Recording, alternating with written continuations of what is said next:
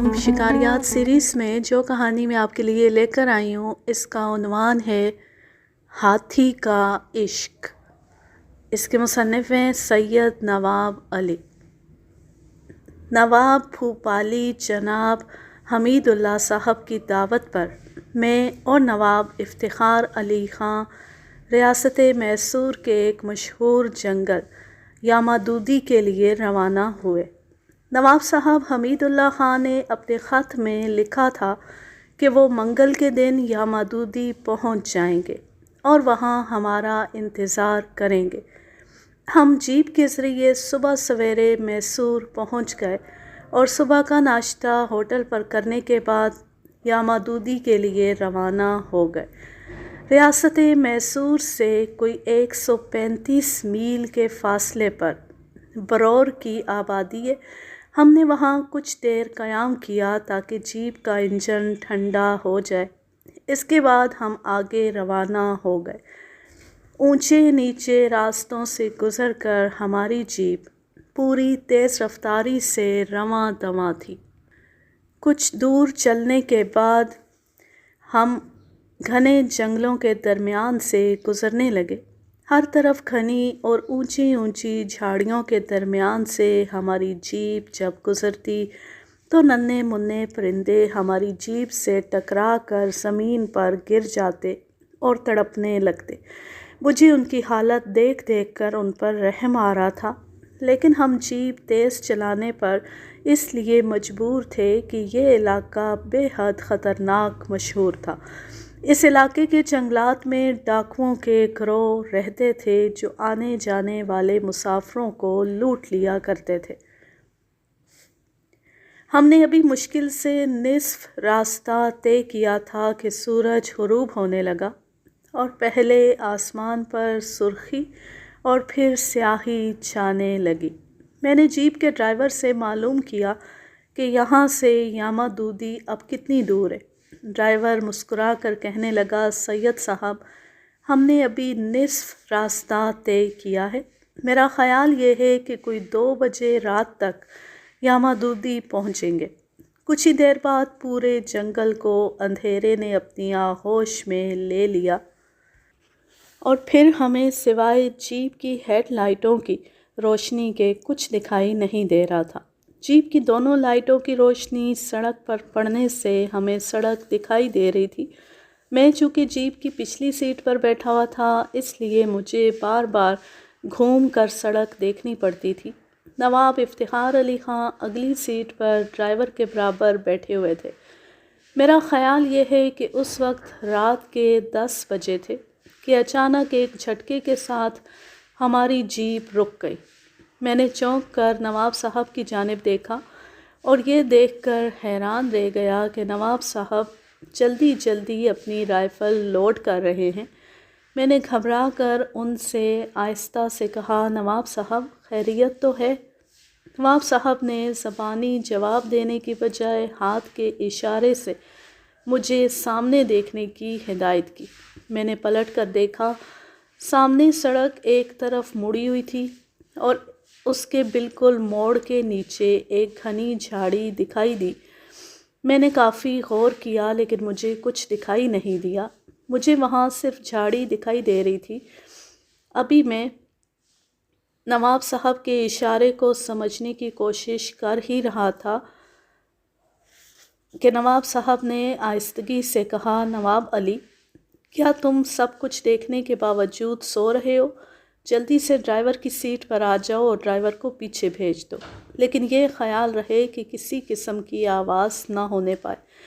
मैं आहिस्ता से उठकर ड्राइवर की सीट पर जा बैठा।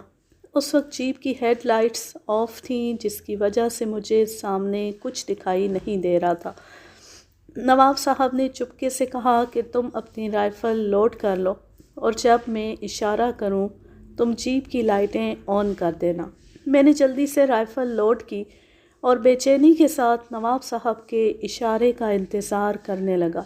नवाब साहब ने आहिस्ता से कहा, देखो नवाब अली, सामने वाली झाड़ी के करीब 2 चीते शीशियाँ खेल रहे हैं। تم جیپ کی لائٹیں آن کرتی بائیں جانب والے چیتے پر فائر کر دینا اور میں دائیں جانب والے کو نشانہ بناؤں گا، لیکن یہ خیال رہے کہ چیتے ہمیں ایک سیکنڈ بھی سوچنے کا موقع نہیں دیں گے۔ فائر بالکل ایک ساتھ ہونے چاہیے۔ میں نے ان کی ہدایت کے مطابق رائفل کندھے سے لگا لی، لیکن میرے لیے اس وقت مشکل یہ تھی کہ مجھے دائیں ہاتھ سے جیپ کی لائٹیں بھی آن کرنی تھیں اور فائر بھی کرنا تھا۔ میں نے نواب صاحب سے کہا، کیا چیتے مجھے اتنا وقت دیں گے کہ میں لائٹیں آن کرنے کے بعد فائر کر سکوں؟ نواب صاحب نے میری مجبوری فوراً محسوس کر لی اور انہوں نے ڈرائیور کو اشارہ کر کے اپنے قریب بلا لیا اور اسے ہدایت کی کہ میں جیسے ہی اشارہ کروں تم لائٹیں آن کر دینا۔ اس طرح میری یہ مشکل بھی آسان ہو گئی اور میں مطمئن ہو گیا۔ چند ہی منٹ بعد نواب صاحب نے لائٹیں آن کرنے کی ہدایت کر دی۔ روشنی ہوتی ہمارے سامنے دو نوجوان چیتے کھڑے تھے۔ میں نے اور نواب صاحب نے ایک ساتھ فائر کر دیے۔ فائر کی آواز پورے جنگل میں گونج گئی۔ دونوں چیتے گولیاں لگتی جھاڑیوں میں جا گھسے۔ اب ہمارے لیے آگے بڑھنا خطرے سے خالی نہ تھا، چونکہ ہمیں پوری طرح یقین نہ تھا کہ چیتے ہلاک ہو گئے ہیں۔ میں نے نواب صاحب سے کہا کہ یہ تو بڑا غضب ہو گیا، خدا خیر کرے، چیتے اگر ہلاک نہیں ہوئے ہیں تو وہ زخمی ہو کر اور بھی زیادہ خطرناک ثابت ہوں گے۔ ان حالات میں جبکہ ہمیں یہ یقین نہیں ہے کہ چیتے ہلاک ہو گئے ہیں یا نہیں، ہمارا ان جھاڑیوں کے قریب جانا خطرے سے خالی نہیں ہے۔ میری یہ بات سن کر نواب صاحب کہنے لگے، نواب علی، تم صحیح کہہ رہے ہو، لیکن بہرحال ہمیں آگے چلنا ہی پڑے گا، ورنہ یہاں رات گزارنا بھی کم خطرناک نہیں ہے۔ اول تو ڈاکوؤں کا خطرہ ہے، دوسرے ہم یہ کیسے یقین کر لیں کہ زخمی چیتے حملہ کرنے کے لیے یہاں نہیں آئیں گے؟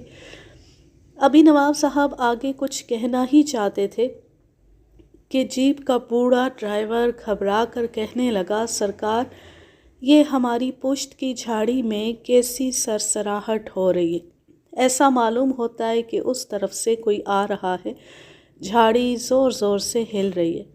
میں نے اور نواب صاحب نے گھبرا کر پلٹ کر دیکھا، واقعی جھاڑی زور زور سے ہل رہی تھی۔ یہ دیکھتی میں اور نواب صاحب جلدی سے جیپ کے پچھلے حصے میں آ گئے اور بے چینی اور گھبراہٹ کے عالم میں جھاڑی کو آنکھیں پھاڑ پھاڑ کر دیکھنے لگے۔ ڈرائیور آہستہ سے بولا، سرکار، مجھے تو ایسا معلوم ہوتا ہے کہ ڈاکو آ رہے ہیں۔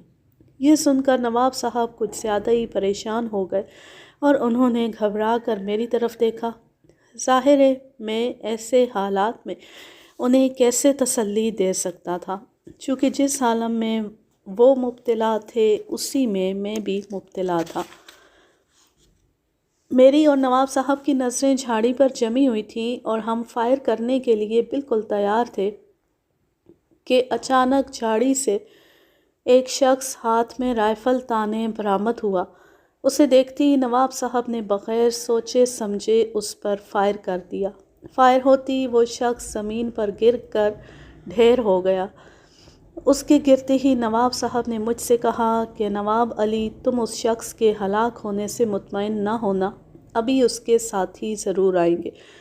تم جیپ کی اگلی سیٹ پر جا بیٹھو، میں اس طرف کا خیال رکھوں گا۔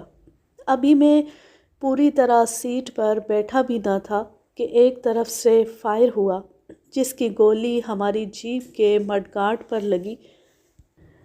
جس طرف سے گولی آئی تھی میں نے اس طرف آنکھیں بند کر کے فائر کر دیا۔ فائر کی آواز بلند ہوتی کسی شخص کی چیخ کی آواز سنائی دی اور پھر سناٹا چھا گیا۔ میں اور نواب صاحب اسی طرف سے مزید فائر ہونے کا انتظار کرنے لگے، لیکن آدھا گھنٹہ گزر جانے کے باوجود نہ تو فائر ہوا اور نہ ہی کوئی ڈاکو آیا۔ ہم لوگوں نے اس طرف سے مطمئن ہو کر آگے چلنے کا فیصلہ کیا۔ جیپ جیسے ہی سامنے والی جھاڑی کے قریب پہنچی تو اچانک نواب صاحب نے ڈرائیور کو ہدایت کی کہ جیپ آہستہ چلا۔ جیپ سڑک کے موڑ مڑ رہی تھی کہ ہم نے دیکھا سامنے جھاڑی کے بالکل قریب دونوں چیتے پڑے ہوئے ہیں۔ چونکہ ڈرائیور نے بھی چیتوں کو دیکھ لیا تھا، نواب صاحب کی ہدایت سے قبل ہی اس نے جیپ جھاڑی کے بالکل قریب لے جا کر روک لی۔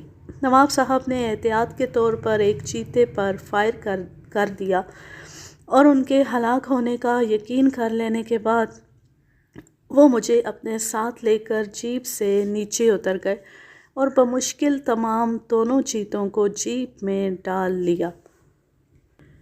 ابھی جیپ سٹارٹ بھی نہیں ہوئی تھی کہ اچانک ایک طرف سے فائر ہوا۔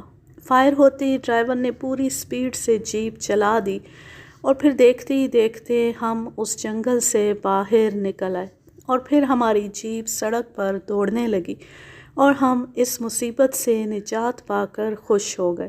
رات کے 3 بجے ہم لوگ یامادودی پہنچے۔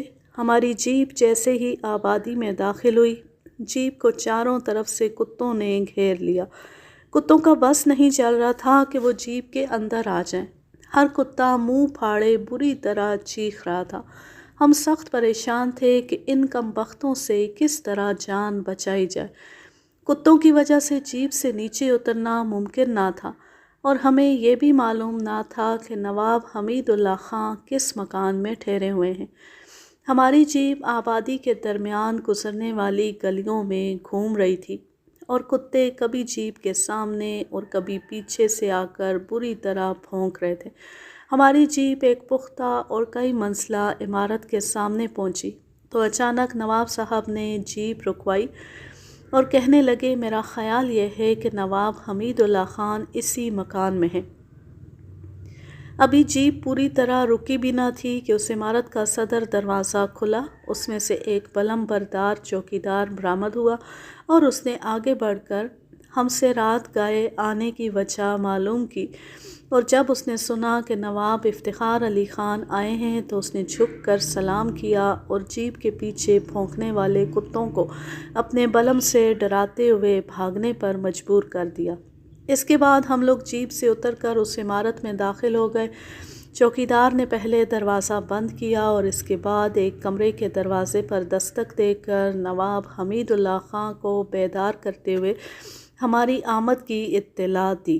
نواب حمید اللہ خان شب خوابی کا لباس پہنے دوڑتے ہوئے باہر آ گئے اور نواب افتخار علی خان سے گلے مل کر ہم لوگوں کو اپنے ساتھ لے کر کمرے میں نیچے آرام سے بیٹھنے کے بعد نواب افتخار علی نے جب انہیں چیتوں کی ہلاکت اور ڈاکوؤں کے حملے کی خبر سنائی تو نواب حمید اللہ خان حیران رہ گئے اور بار بار خدا کا شکر ادا کرنے لگے۔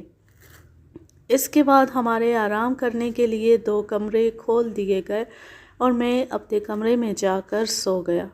نواب حمید اللہ خان نے ہمارے وہاں پہنچنے سے قبل ہی شکار کے سارے انتظامات مکمل کر لیے تھے۔ ایک ہاتھی اور 10-12 کھوجیوں کی موجودگی سے اندازہ ہو رہا تھا کہ اس مرتبہ شکار کے انتظامات پر پوری توجہ دی گئی ہے۔ اتفاق سے دوسرے دن جمعرات تھی، اس لیے ہمیں آرام کرنے کا موقع مل گیا۔ جمعے کے دن ایک ایسا واقعہ پیش آ گیا جو یقینی طور پر پڑھنے والوں کے لیے قابل یقین نہیں، لیکن یہ ایک حقیقت ہے کہ زندگی میں بعض اوقات اس قسم کے واقعات پیش آتے ہیں جن پر کوئی بھی یقین کرنے پر تیار نہیں ہوتا، حالانکہ یہ ایک حقیقت ہوتی ہے۔ ہوا یہ کہ صبح سویرے ہم سب لوگ ناشتہ کر رہے تھے کہ ہاتھی کا محاوت آیا اور اس نے انتہائی پریشانی کا اظہار کرتے ہوئے بتایا کہ اس کے ہاتھی کا اچانک دماغی توازن خراب ہو گیا ہے۔ وہ اپنی سونڈ اٹھا اٹھا کر شور مچا رہا ہے۔ ابتدا میں تو یہ سمجھا گیا کہ ہاتھی کسی چیز سے خوفزدہ ہو گیا ہے، لیکن اس کا انداز بتا رہا ہے کہ اسے کسی قسم کی بے چینی ہے۔ میں نے اس کے پورے جسم کا اچھی طرح سے جائزہ لے لیا، لیکن مجھے کوئی ایسی علامت دکھائی نہیں دی جو اس کی تکلیف کا باعث بن سکتی ہو۔ وہ اپنی زنجیر توڑا کر بھاگنے کی کوشش کر رہا ہے۔ اس کی حالت دیکھ کر مجھے یقین ہے کہ وہ اب شکار کے لیے استعمال نہیں ہو سکے گا۔ نواب حمید اللہ خان محاوت کی یہ بات سن کر پریشان ہو گئے لیکن نواب افتخار علی خان کو شاید مہاوت کی بات پر یقین نہیں آیا تھا، اسی لیے انہوں نے مجھے ہدایت کی کہ تم خود جا کر ہاتھی کا اچھی طرح جائزہ لو کہ آخر یہ معاملہ کیا ہے۔ میں ان کی ہدایت کے مطابق مہاوت کو ہمراہ لے کر ہاتھی کی طرف روانہ ہو گیا، اور جب وہاں پہنچا تو ایک ایسا منظر دیکھ کر حیران رہ گیا کہ جسے اپنی آنکھوں سے دیکھنے کے باوجود یقین نہیں آ رہا تھا۔ ہاتھی کے سامنے گاؤں کی ایک نوجوان لڑکی کھڑی تھی اور ہاتھی اسے اپنی سونڈ سے اپنے قریب کرنے کی کوشش کر رہا تھا۔ میں اور مہاوت یہ منظر دیکھ کر کچھ فاصلے پر رک گئے۔ لڑکی بڑے اطمینان سے ہاتھی کو روٹی کے ٹکڑے کھلا رہی تھی۔ میں نے مہاوت سے پوچھا کیا یہ لڑکی اس سے پہلے بھی ہاتھی کے پاس آئی ہے؟ مہاوت، جو ہاتھی اور لڑکی کو حیرت زدہ ہو کر دیکھ رہا تھا، کہنے لگا، سرکار، اس لڑکی نے اپنا نام پاربتی بتایا تھا۔ ہاتھی کے لیے روٹی اور گڑ اسی کے یہاں سے آتا ہے، اور یہی لڑکی روزانہ ہاتھی کا راشن لے کر آتی ہے۔ میں نے جب پہلی مرتبہ پاربتی کو دیکھا تھا تو میں خود اس کی ہمت پر حیران رہ گیا تھا۔ اس نے پہلی دن مجھ سے ضد کر کے ہاتھی کو اپنے ہاتھ سے روٹی کھلائی تھی۔ پتہ نہیں کیا بات ہے کہ ہاتھی پاربتی کو دیکھتے ہی خوشی سے جھومنے لگتا ہے۔ میں جب آپ حضرات کو ہاتھی کا حال بتانے گیا تھا تو اس وقت اس کی ایسی حالت تھی کہ میں خود اسے دیکھ کر خوفزدہ ہو گیا تھا، لیکن اب یہ کس قدر سکون کے ساتھ پاربتی کے ہاتھ سے روٹی اور گڑ کھا رہا ہے۔ میں نے تجربہ کرنے کے لیے پاربتی کو اپنے پاس بلا کر اس سے کہا کہ تم کچھ دیر کے لیے ہاتھی کی نظروں سے اوجھل ہو جاؤ۔ پاربتی نے بڑے ہی معصومانہ انداز میں میری طرف دیکھ کر کہا، کیا کوئی خاص بات ہے؟ میں نے اسے بتایا کہ ہم ہاتھی کی بیماری معلوم کرنا چاہتے ہیں۔ کچھ ہی دیر قبل یہ بے حد شور مچا رہا تھا۔ پاربتی مجھے کوئی جواب دیے بغیر اپنے گھر واپس چلی گئی۔ اس کے جانے کے چند منٹ بعد اچانک ہاتھی نے چاروں طرف گھوم کر دیکھا اور ایک بار پھر اپنی سونڈ اوپر اٹھا کر پوری طاقت سے چیخنے لگا۔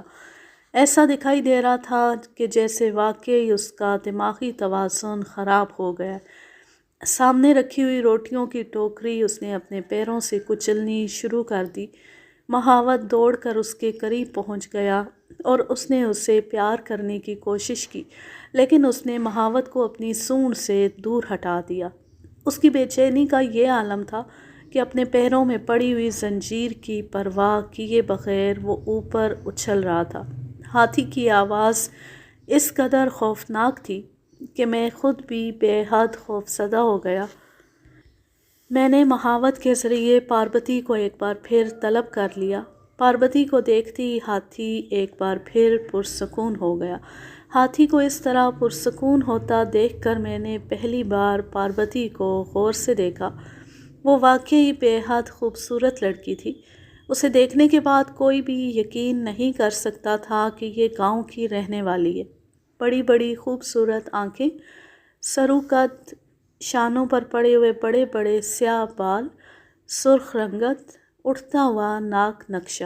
میں یہ سب کچھ دیکھ کر نواب صاحبان کے پاس واپس آ گیا اور میں نے سارا واقعہ انہیں سنایا، لیکن ان میں سے کوئی بھی میری بات پر یقین کرنے پر تیار نہ تھا۔ میں نے مجبور ہو کر سب لوگوں کو ہاتھی کے پاس جانے اور اپنی آنکھوں سے وہ منظر دیکھنے کی دعوت دی۔ نواب حمید اللہ خان میرے ساتھ چلنے کے باوجود میرا مذاق اڑا رہے تھے۔ ہم سب ہاتھی کے پاس جب پہنچے تو اس وقت پاربتی وہاں موجود نہ تھی اور ہاتھی اچھل کود مچائے ہوئے تھا۔ نواب حمید اللہ خان ہاتھی کے پاس پہنچ گئے اور انہوں نے ٹوکری میں سے روٹی اٹھا کر اس کی طرف بڑھائی، لیکن ہاتھی انہیں دیکھ کر پوری طاقت سے چیخنے لگا۔ نواب حمید اللہ خان گھبرا کر اس کے پاس سے واپس آ گئے۔ نواب افتخار علی خان نے مجھ سے کہا کہ اب تم پاربتی کو بلاؤ تاکہ ہم بھی دیکھیں کہ تمہاری بات کی کیا حقیقت ہے۔ مہاوت کے ذریعے پاربتی کو طلب کیا گیا۔ پاربتی مسکراتی ہوئی آئی اور ہاتھی کے بالکل سامنے کھڑی ہو گئی۔ ہاتھی نے سر جھکا کر اس کی طرف دیکھا اور اچانک پرسکون ہو گیا۔ پاربتی نے روٹی اٹھا کر اسے کھلانی شروع کر دی۔ نواب صاحب ہاتھی اور پاربتی کو دیکھ دیکھ کر حیران ہو رہے تھے۔ نواب افتخار علی خان نے حیرت زدہ ہوتے ہوئے کہا کہ میں نے اپنی زندگی میں ایسا کوئی واقعہ نہیں دیکھا ہے کہ ہاتھی کسی لڑکی سے اس قدر مانوس ہو جائے کہ وہ اس کے بغیر پاگلوں کی سی حرکتیں کرنے لگے۔ نواب حمید اللہ خان نے کہا کہ جناب، یہ صرف مانوس ہونے والی بات نہیں ہے، بلکہ یہ تو مجھے عشق کا درجہ دکھائی دے رہا ہے۔ پاربتی چونکہ ہم سے خاصی دور تھی، اس لیے وہ ہمارے درمیان ہونے والی بات چیت نہیں سن سکتی تھی۔ ہم آپس میں آزادی سے اپنی اپنی رائے کا اظہار کر رہے تھے۔ مہاوت کہنے لگا، سرکار، اب تو میں یہ سوچنے پر مجبور ہوں کہ اس کمبخت ہاتھی کو یہاں سے واپس کیسے لے کر جاؤں گا، یہ تو مجھے ہلاک کر دے گا۔ نواب صاحبان نے اسے تسلی دیتے ہوئے کہا کہ تم کاہے کو پریشان ہوتے ہو، ہم اس کی واپسی کا کچھ نہ کچھ انتظام کر دیں گے۔ البتہ یہ ضرور ہے کہ اب اسے شکار میں استعمال نہیں کیا جا سکے گا، ہمیں دوسرے ہاتھی کا انتظام کرنا پڑے گا۔ ہاتھی بے حد سکون کے ساتھ پاربتی کے ہاتھ سے روٹی کھا رہا تھا اور ہم سب اسے حیرت زدہ ہو کر دیکھ رہے تھے۔ وہاں سے واپس آنے کے بعد نواب صاحبان کے لیے ہاتھی کی واپسی ایک اہم مسئلہ بن گئی۔ ہر شخص اپنا اپنا خیال پیش کر رہا تھا، لیکن ہم کسی معقول نتیجے پر نہیں پہنچ پا رہے تھے کہ گاؤں کا ایک شخص جو بڑی خاموشی سے بیٹھا ہماری باتیں سن رہا تھا، ڈرتے ڈرتے کہنے لگا، سرکار، ہاتھی کو واپس کرنے کی بس ایک ہی ترکیب ہے کہ اسے بہت سی بھنگ میں روٹی پکوا کر کھلوا دی جائے، اور جب وہ نشے میں چور ہو جائے تو اسے واپس لے جایا جائے، اسے کسی بات کی خبر نہیں رہے گی۔ اس شخص کی تجویز چونکہ معقول تھی، اس لیے فوراً بھنگ کا انتظام کیا گیا اور اسے پسوا کر اس میں آٹا گوندا گیا اور روٹیاں پکوا کر پاربتی کے ہاتھ سے کھلوائی گئیں۔ ہاتھی مزے لے لے کر روٹیاں کھاتا رہا اور نصف گھنٹے بعد اچانک جھومنے لگا۔ مہاوت اس پر سوار ہو کر میسور کی طرف روانہ ہو گیا۔ ہاتھی کے جانے کے بعد سب لوگ مطمئن ہو گئے اور تیسرے روز میسور سے ایک ہتھنی آ گئی اور شکار کا پروگرام طے کیا گیا۔ صبح کی نماز سے فارغ ہو کر شکار پارٹی جنگل کی طرف روانہ ہو گئی۔ ہتھنی پر نواب صاحبان اور میں سوار تھا۔ کھوجی پہلے ہی بھیج دیے گئے تھے۔ جنگل بے حد گھنا ہونے کے باعث ہتھنی بے حد سست رفتاری سے چل رہی تھی۔ قدم قدم پر جھاڑیوں کی رکاوٹیں آگے بڑھنے سے مجبور کر دیتی۔ کھوجیوں کا کہیں دور دور تک پتہ نہ تھا، حالانکہ انہیں سختی کے ساتھ ہدایت کر دی گئی تھی کہ وہ اچھی طرح کھوج لگانے کے بعد ہمیں مل جائیں۔ کافی دیر تک ہم کھوجیوں کو تلاش کرتے رہے، لیکن وہ کہیں نہیں ملے۔ صبح سے شام تک ہم مارے مارے پھرتے رہے اور ہمیں کوئی درندہ دکھائی نہیں دیا۔ سورج غروب ہونے سے قبل ہی ہم نے واپسی کا فیصلہ کر لیا، اور جب اپنی قیام گاہ پر واپس آئے تو ہمیں یہ دیکھ کر بے حد غصہ آیا کہ سارے کھوجی آرام سے بیٹھے حقہ پی رہے ہیں۔ نواب حمید اللہ خان انہیں دیکھ کر مشتعل ہو گئے اور انہوں نے بڑی سختی کے ساتھ ان سے کہا کہ تم لوگ کہاں تھے؟ ہم صبح سے شام تک جنگل میں تمہیں تلاش کرتے رہے اور تم یہاں آرام سے بیٹھے حقہ پی رہے ہو۔ ان میں سے ایک بوڑھا کھوجی بولا، سرکار، میں نے تو آپ سے پہلے ہی عرض کیا تھا کہ ہمیں 2-4 دن کی مہلت دے دیں تاکہ ہم جنگل کا اچھی طرح جائزہ لے کر آپ کے لیے شکار کھیلنے کا انتظام کر دیں، لیکن آپ نے ہمیں کچھ کرنے کا موقع ہی نہیں دیا۔ ہم چونکہ اس جنگل سے پوری طرح واقف نہیں ہیں، اس لیے ہمیں مشکل پیش آ رہی ہے۔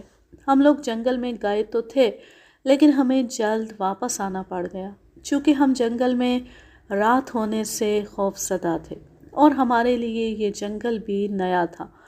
کھوجی کی بات چونکہ معقول تھی، اس لیے ہم خاموش ہو گئے اور انہیں 2 دن کی مہلت دے دی گئی۔ तीसरे दिन खोजियों ने आकर बताया कि जंगल के दरमियान एक खूबसूरत झील है जो चारों तरफ से दरख्तों और पहाड़ियों से ढकी हुई है। उस झील से एक छोटी सी नदी निकलती है जो जंगल से गुजरकर सड़क के साथ साथ कोई 10 मील शुमाल मशरिक की तरफ दूर तक चली गई है, जो कस्बा बरौर से 3 मील शुमाल की तरफ जाकर एक दूसरी झील से मिल जाती है। उस झील के किनारों पर बड़ी बड़ी झाड़ियाँ हैं। उन झाड़ियों में एक शेरनी रहती है जिसने चंद दिन हुए 2 बच्चों को जन्म दिया है। उसे और बच्चों को देखने के बाद ये यकीन है कि वहाँ शेर भी होगा। अगर आप हजरात बरौर पहुंचकर उस नदी तक पहुंच जाएं तो बड़ी आसानी से शेर और शेरनी को हलाक किया जा सकता है। नवाब साहिबान ने खोजियों की ये बात सुनकर बरौर जाने का फ़ैसला कर लिया और दूसरे ही दिन सुबह सूरज निकलने से कबल रवाना हो गए। हमारी जीपों से आगे आगे हथनी चल रही थी। ऊंचे नीचे और ख़तरनाक रास्तों से गुज़रकर हम बरौर पहुंच गए। खोजियों ने जीपों से उतरकर हथनी के आगे रास्ता बनाने के लिए पैदल चलना शुरू कर दिया। हथनी पर हम लोग सवार हो गए थे। अभी हम 2 पहाड़ियों के दरमियान से एक बेहद तंग रास्ते से गुज़र रहे थे कि अचानक शेर के बोलने की आवाज़ आने लगी। शेर की आवाज़ का अंदाज़ बता रहा था कि वो शेरनी को बुला रहा है।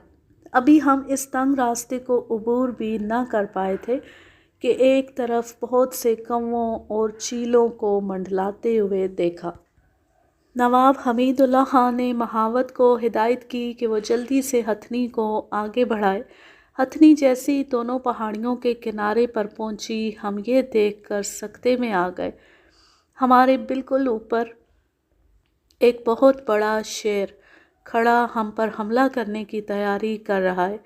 खोजियों ने उसे शायद पहले ही देख लिया था, जिसकी वजह से वो सब हथनी के पेट के नीचे आकर छुप गए।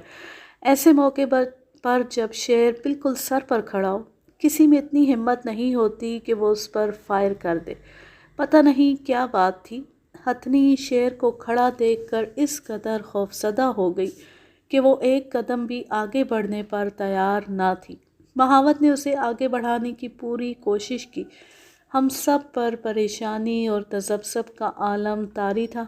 शेर अपने अगले पंजे पहाड़ी पर टेके हमला करने के लिए बिल्कुल तैयार था। शेर को देखकर जिस्म का रोंवा रोंवा कांपने लगा। खून मुंजमद होता हुआ महसूस हुआ। हर शख्स अपनी मौत सर पर मंडलाती हुई महसूस कर रहा था। सांस लेना तक दुश्वार हो गया। हाथों से राइफलें छूटने लगीं। किसी को किसी की खबर ना थी। ऐसा महसूस हो रहा था कि सब सांस रोके हुए हैं कि अचानक फायर की आवाज़ गूंजी। मैंने चूँकि मौत को अपने इतने करीब पाकर आंखें बंद कर ली थीं, इसलिए मैं फायर की अचानक आवाज़ बुलंद होने से ऐसे चौंक पड़ा जैसे कोई बेहद खौफनाक ख्वाब देखकर अचानक बेदार होता है। मैंने घबरा कर आंखें खोल दी। शेर मेरे बिल्कुल करीब से गुजरकर हथनी के पैरों के पास जा गिरा। उसके गिरते ही नवाब हमीदुल्लाह खान ने दूसरा फायर किया। शेर ठंडा होकर ढेर हो गया। ये देखकर सबकी ज़ुबान से अचानक खुदा का शुक्र है निकल गया। इसके बाद हथनी को आगे बढ़ाया गया। खोजी जो पहले ही बेहद खौफसदा हो चुके थे, आगे जाने पर तैयार ना थे। हमने उन्हें भी हथनी पर सवार कर लिया और आगे बढ़ गए। नदी के किनारे पर खोजियों के कहने के मुताबिक बेहद घनी और ऊंची ऊंची झाड़ियाँ थीं। हथनी अचानक एक झाड़ी के करीब जाकर खुद ब खुद रुक गई और 2 मिनट बाद ही उसने अचानक पीछे हटना शुरू कर दिया। हथनी के पीछे हटने का अंदाज़ बता रहा था कि वो किसी दरिंदे से खौफसदा हो गई है। नवाब इफ्तिखार अली ख़ान ने आहिस्ता से कहा कि आसपास कहीं कोई दरिंदा छुपा बैठा है, जिसके खौफ से हथनी आगे बढ़ने पर तैयार नहीं है। हमें फायर करने के लिए बिल्कुल तैयार रहना चाहिए। इतना सुनते ही सब ने अपनी अपनी राइफ़ल कंधों से लगा ली और चारों तरफ गौर से देखने लगे। अचानक एक झाड़ी के अंदर से शेरनी ने मुंह बाहर निकाल कर देखा ہتھنی اسے دیکھتی ڈر کر اور پیچھے ہٹی، لیکن میں اس وقت چونک گیا جب نواب افتخار علی خان نے نشانہ لیے بغیر اپنی رائفل کو ہوا میں لہراتے ہوئے فائر کر دیا۔ گولی شیرنی کے سر میں لگی اور وہ پوری طاقت سے اچھل کر ہتھنی کے ہودے میں لٹک گئی۔ اس کے اگلے پنجے ہودے کی لکڑی پر جمے ہوئے تھے اور وہ منہ کھولے اوپر چڑھنے کی بھرپور کوشش کر رہی تھی۔ یہ بالکل اتفاق کی بات تھی کہ جس طرف شیرنی لٹکی ہوئی تھی اس طرف نواب حمید اللہ خان بیٹھے تھے۔ شیرنی ان سے اس قدر قریب تھی کہ وہ اپنی رائفل جھکانے کے بعد بھی اس پر فائر نہیں کر سکتے تھے۔ شیرنی مسلسل اوپر چڑھنے کی کوشش میں مصروف تھی، لیکن اس کے زخمی سر سے بہنے والا خون اس کے چہرے پر چونکہ آ رہا تھا اس لیے وہ کچھ دیکھ نہیں پا رہی تھی۔ نواب حمید اللہ خان اس سے بچنے کے لیے اور رائفل کو اس کے سامنے لانے کی کوشش میں مجھ پر لیٹ گئے، لیکن شیرنی ان سے اس قدر قریب تھی کہ وہ کوشش کے باوجود اس پر فائر کرنے میں ناکام تھے۔ شیرنی نے اوپر چڑھنے سے نا امید ہو کر اپنا ایک پنجہ نواب حمید اللہ خان کی طرف بڑھایا۔ جیسے وہ منہ کھول کر ذرا آگے بڑھی، نواب حمید اللہ خان کے بالکل قریب بیٹھے ہوئے ایک فوجی نے اپنا بلم پوری تیزی کے ساتھ شیرنی کے منہ میں ڈال دیا۔ شیرنی گرجدار آواز کے ساتھ نیچے جا پڑی اور تڑپ تڑپ کر ٹھنڈی ہو گئی۔ اس کے ہلاک ہونے کے بعد میں نے نواب افتخار علی خان سے پوچھا کہ آپ نے شیرنی پر فائر کیوں نہیں کیا تھا؟ وہ ہنس کر کہنے لگے، میں آج حمید اللہ خان کی ہمت کا امتحان لینا چاہتا تھا۔ میں آج ان کی بہادری کا قائل ہو گیا کہ انہوں نے زخمی شیرنی کے اس قدر قریب آنے کے باوجود اپنے حواس پر قابو رکھا۔ یہ سن کر سب زور زور سے ہنسنے لگے۔ اسی دوران ایک کھوجی پوری تیزی کے ساتھ اچانک ہتھنی سے نیچے اتر آیا اور پھر دیکھتے ہی دیکھتے اس نے ایک جھاڑی سے شیرنی کے 2 بچوں کو پکڑ کر نکال لیا۔ اس وقت شیرنی کے بچوں کی حالت قابل رحم تھی۔ وہ اپنی بساط کے مطابق خوں خوں کر کے کھوجی کو خوفزدہ کرنے کی کوشش کر رہے تھے، لیکن کھوجی انہیں کہاں چھوڑنے والا تھا۔ اس نے ان دونوں کو اٹھا کر ہتھنی پر بیٹھے ہوئے دوسرے کھوجیوں کے سپرد کر دیا۔ اس کے بعد ہم شیر اور شیرنی کو وہاں سے اٹھوا کر اپنی قیام گاہ پر واپس آ گئے۔ تمام رات شیرنی کے بچوں نے سونے نہیں دیا۔ وہ گھبرا گھبرا کر شور مچاتے رہے۔ دوسرے دن ہم انہیں لے کر بھوپال آ گئے۔ نواب حمید اللہ کی فرمائش کے مطابق دونوں بچے انہیں دے دیے گئے اور دونوں کھالیں ساتھ لے کر ہم مالیر کوٹلہ روانہ ہو گئے۔ اس کہانی کا ماخذ کالی آندھی، راوی ہیں سید نواب علی اور تحریر ہے قمر نقوی امروہوی کی، سن 1984۔ اب میں لیتی ہوں آپ سے اجازت۔ جہاں رہیں خوش رہیں، شاد و آباد رہیں، ہنستے مسکراتے رہیں، اور اگر یہ کہانی یا میرا انداز پسند آئے تو اس چینل کو سبسکرائب ضرور کر لیں۔ اللہ حافظ، اللہ نگہبان۔